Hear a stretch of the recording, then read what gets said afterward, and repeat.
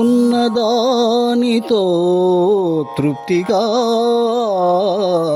ఉండి మనుట, లేని దాని కారాటము లేక మనుట,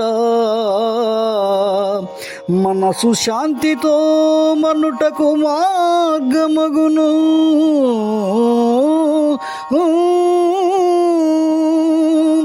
మరచిపోబోకుమెప్పుడు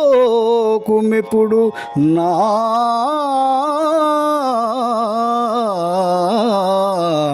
మంచి మాట. మిత్రులారా, సహజంగా మానవుల యొక్క నైజం ఎలా ఉంటుందంటే ఉన్నదానితో అసంతృప్తి, లేని దానికోసం తపన.